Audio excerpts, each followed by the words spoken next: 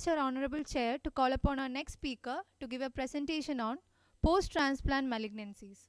Madam Joshi, can you introduce Geetika? I have known Dr. Geetika for a number of years. She was at PGI, and now, of course, her Karma Bhumi is the All India Institute of Medical Sciences. This is approximately 15 years ago that she joined the AIMS and made renal pathology her specialty, and I think she excelled in this. She has a wonderfully questioning mind, you know. I mean, everything must have a why, and every why must have an answer, and that's Geetika, and I think that's the reason she is one of the renowned renal pathologists of this region as of today, and we would love to, Geetika, know your experience on malignancies. Thank you so much, ma'am. I'm always indebted to my training at PGI, and whatever I've learned, that's the base from where it's all started. So I'd also like to thank the organizers and Dr. Pallav. He's been tirelessly trying to coordinate from the renal pathology side. So I am going to be reviewing today post-transplantation malignancy.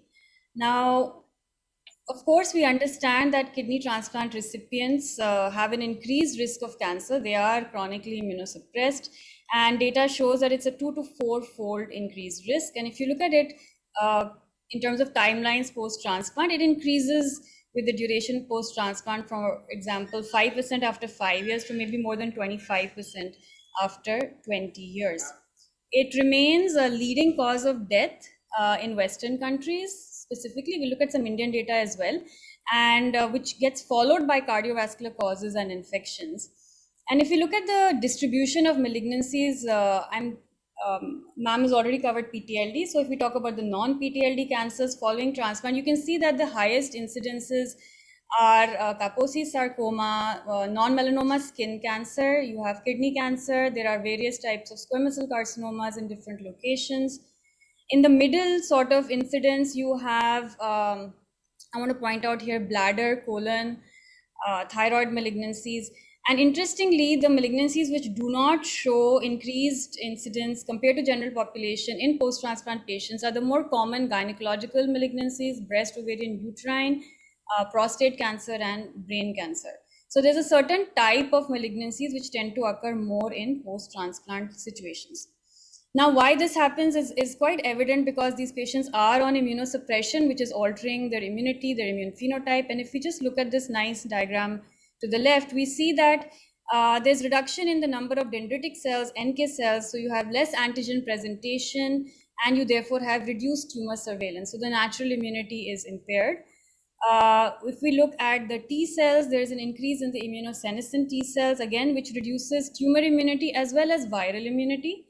And you have an increase in the number of the inhibitory T cells, which is your Treg numbers, which results in reduced anti-tumor response. This will be a great sort of background in which a cancer could develop. And then we know that cancer itself has its own immunomodulatory effects, and that cycle of altered immunity gets propagated. Specifically, if we look at calcineurin inhibitors, they also have specific effects. For example, raised VEGF, TGF-beta, and various other cytokines that they are affecting, all of which would result in increased chances of malignancy.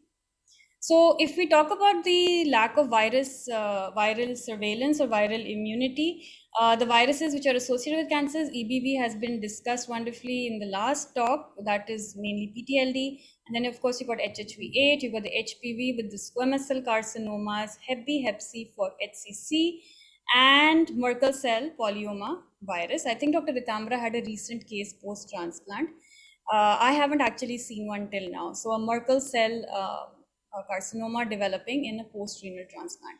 To this list, I would like to add BK polyoma virus. This was not present in this list. It's a Nature Review Nephrology paper, very nice paper in 2018, giving us a very good overview.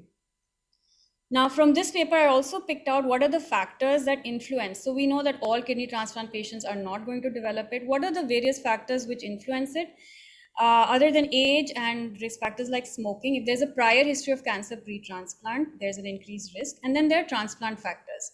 These transplant factors are actually indirect in the sense that they determine the kind of immunosuppression the patient gets, and therefore that excessive or more or different immunosuppression, which will increase their risk for cancer. So for example, if the peak PRA score was 80% for a patient versus 0%, there was a 2 times increased risk in cancer. We expect that these patients are going to require increased immunosuppression. Similarly with HLA-DR mismatches, if there is more of a mismatch and the patient requires induction, then that also is an increased risk. Similarly for disease donors. Now, in types of immunosuppression, this was news to me as I was reviewing it. Azathioprine is actually got a very high increased risk of squamous cell carcinoma, which is 2 to 9 times. If there is use of ATG, either as induction or later for resistant rejections, that increases the risk for non-Hodgkin's lymphoma.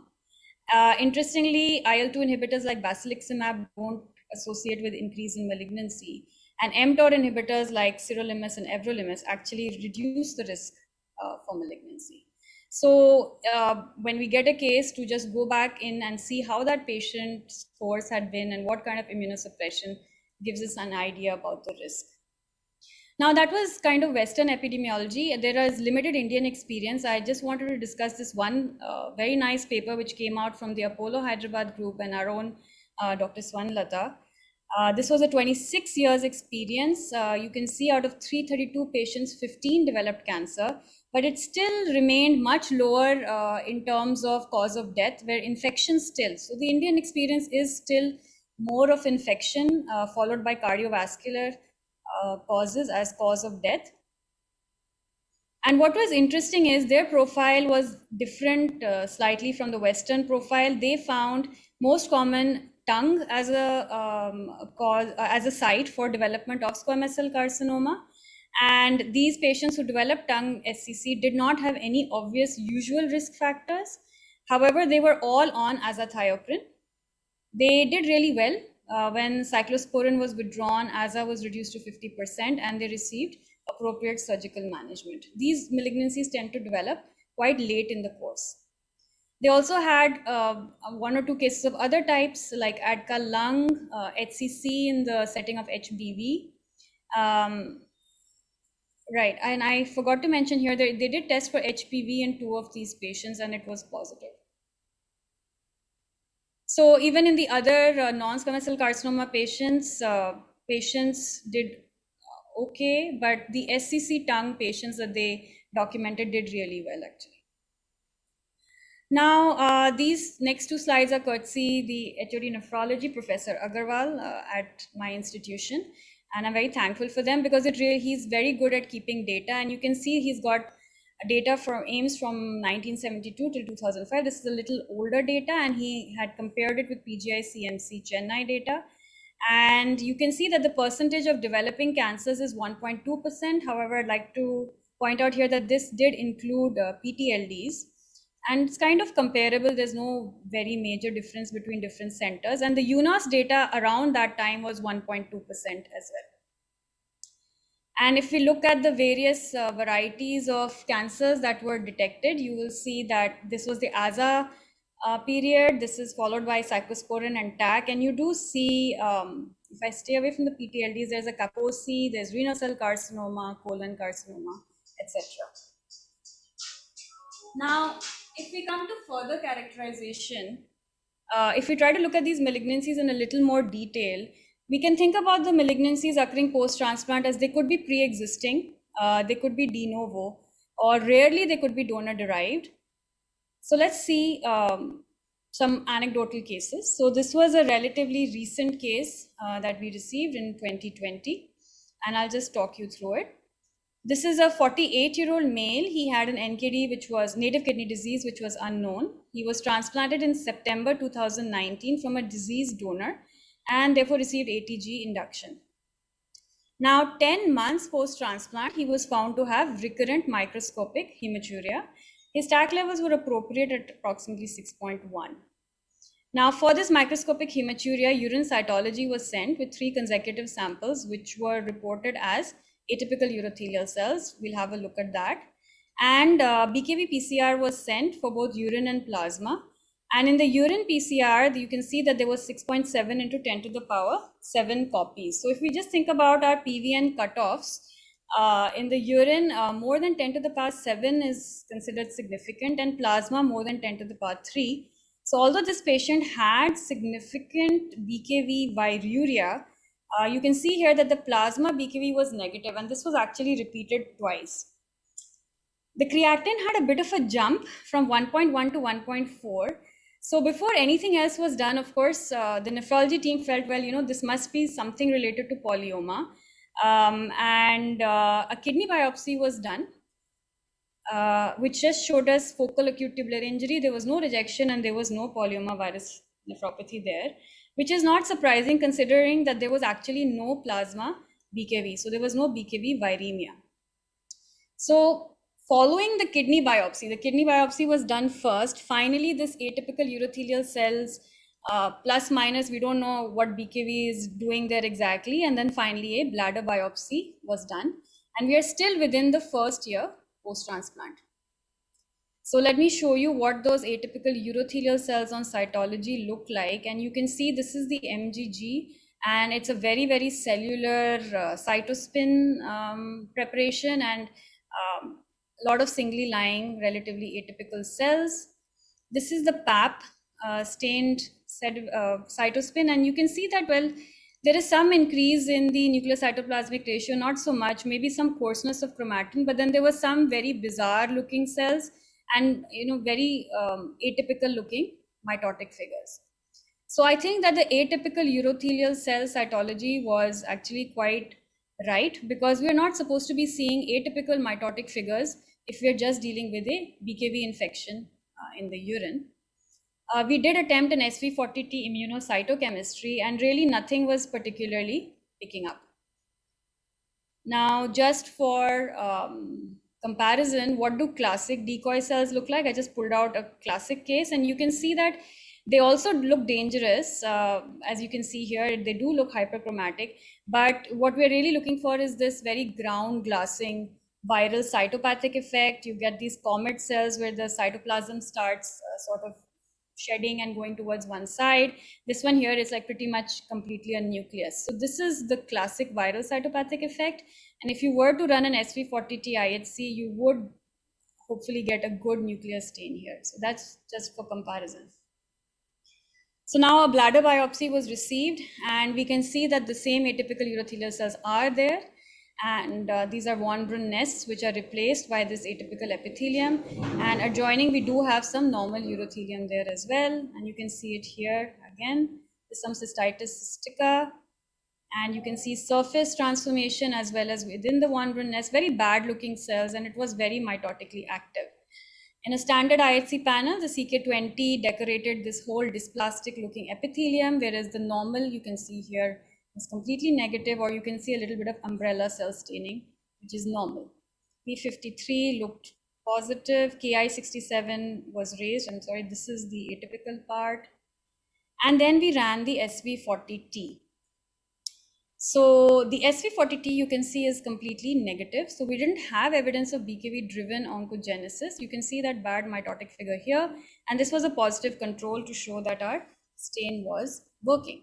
So what we seem to have is a non-BKV driven carcinoma in situ of urinary bladder, which is now detected within a year, within 10 months of this patient having a transplant. So when we thought about this malignancy, if we think about it, we really thought that this malignancy must have been pre-existing and subclinical. Maybe there was hematuria pre-transplant and it was attributed to CKD. The urine cytology would not have been sent, and the CKDs remain unknown. So the hematuria may not have been evaluated enough in the pre-transplant period.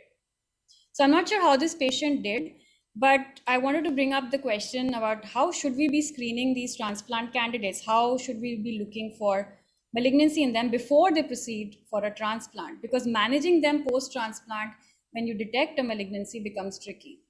So there are a lot of recommendations, and you can see that they are kind of all over the place. This was again a 2018 systematic review of all clinical practice guidelines, and it looks like the AST older one has a lot more. But generally, what is recommended, and I'm sure the nephrologists on this meeting can correct me if I'm wrong, but what it seems that is recommended is that you give them age and sex appropriate cancer screening similar to the general population.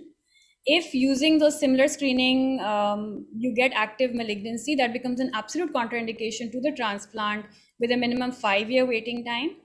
And generally, we could think that the malignancies which are diagnosed within 2 years of transplantation, this is a very early presentation, and it actually would suggest that there is an undiagnosed neoplasm at the time of transplantation.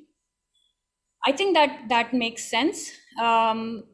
It's also important to note the flip side, which is that if you are hunting too much for a malignancy, you may be picking up innocuous things like low-grade DCIS or a very low-grade carcinoma prostate, which may not even progress, but that might kind of make this patient have to wait for a transplant unnecessarily. So there's a flip side to it as well.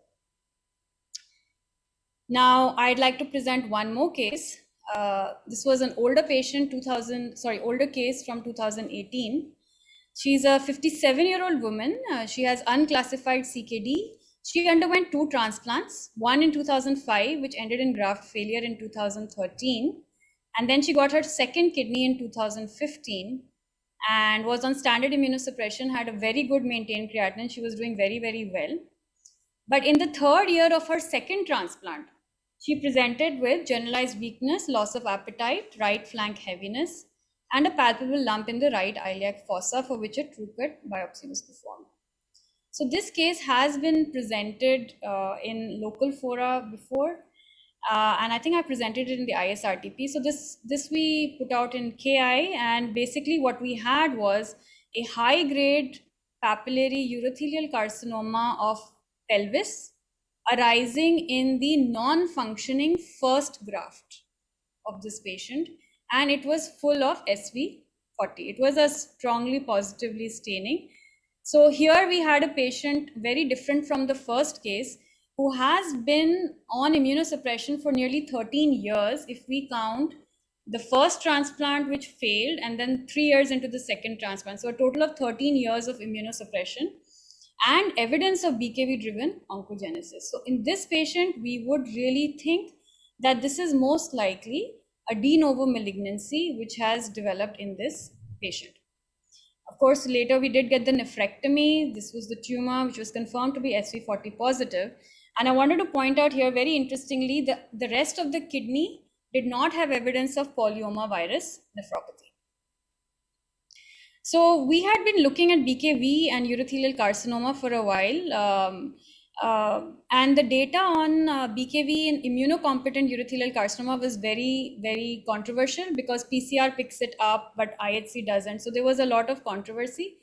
And we ourselves also looked at around 23 TURBTs, 14 cystectomies, and we hunted for BKV in immunocompetent patients and we didn't find it. So, and I think that it is now understood that BKV-driven oncogenesis, unlike HPV, for example, BKV-driven oncogenesis does not seem to happen in immunocompetent settings. It is a very specific issue which happens in immunodeficient settings, particularly in renal transplant patients. So how it works is very similar to the HPV actually, that the polyoma virus does integrate and it inhibits P53 and the retinoblastoma. And when these cells therefore enter unchecked proliferation, it increases their errors and genetically they're now unstable and accumulates mutations resulting in malignancy. And what we know about these BKV polyoma virus driven urothelial CAs is they affect older patients, they appear late in the post-transplant period, they're not going to come up very early, and they tend to be more aggressive in terms of stage and grade. So again, it comes to the question, well, how should we be looking for malignancies? Once a patient is transplanted and they're going through their immunosuppression and years are adding on, how should the surveillance be? Again, the data says use the same screening test as for the general population. In the Western situation, they would be very interested in picking up the non-melanomas, skin cancers and the melanomas.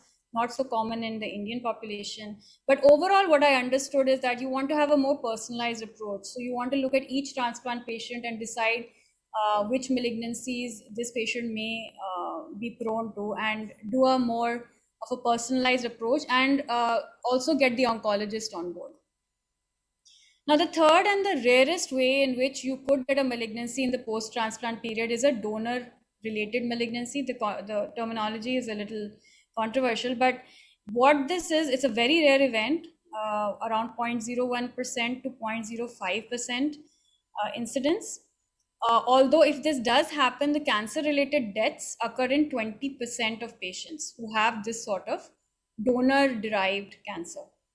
Now, in terms of the terminology, so if we say it is donor-related cancer, you can classify it into donor-transmitted cancer, wherein we are assuming that the malignancy was already present within the graft at time of transplantation. So it's just transmitted. Or you can call it donor-derived cancer, when cancer was not there at the time of transplantation, but developed within the donor cells later. So the transmitted cancer, of course, is going to again happen soon after the transplant, within 12 to 24 months. However, if you feel that there's a donor-derived cancer from the donor kidney cells, in a late post-transplant period, it is better defined as donor-derived. Now, this table on the left, it's a very comprehensive table, but I just want to bring out that the donor-transmitted cancers, the ones that are going to transmit with the graft, the highest risk of transmission are of the very invasive cancers.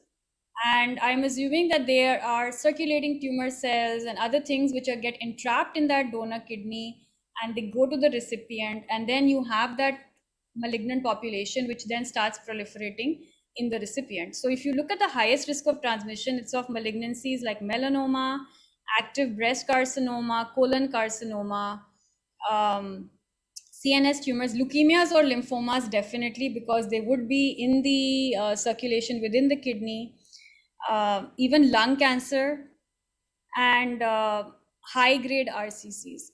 So there is data that if the donor has a very small renal cell carcinoma, then if you put that into the recipient, there is no major risk. You can just do a small resection, get rid of that tumor, and put it into the recipient, and the kidneys don't do so bad. But if you have this high risk transmission type of cancer, then donor transmission rates are very high. So that means that you need to screen your donors. So we need to screen the transplant recipients before they get a transplant, after they have got a transplant. We should also be screening donors. And again, the recommendation is as per general population. Now, there are various molecular methods, I don't want to get into the details, in which you can determine. Sorry to interrupt, ma'am. We are running out of time. I request you to conclude the session. So you could use molecular methods like ISH for sex chromosomes, HLA typing, DNA polymorphism, microsatellite analysis, but I don't think anybody would really be doing that in real time. So take-home message, I think it is likely that as the transplant scenario changes in India and infection rates come down, that we may actually start seeing more malignancies.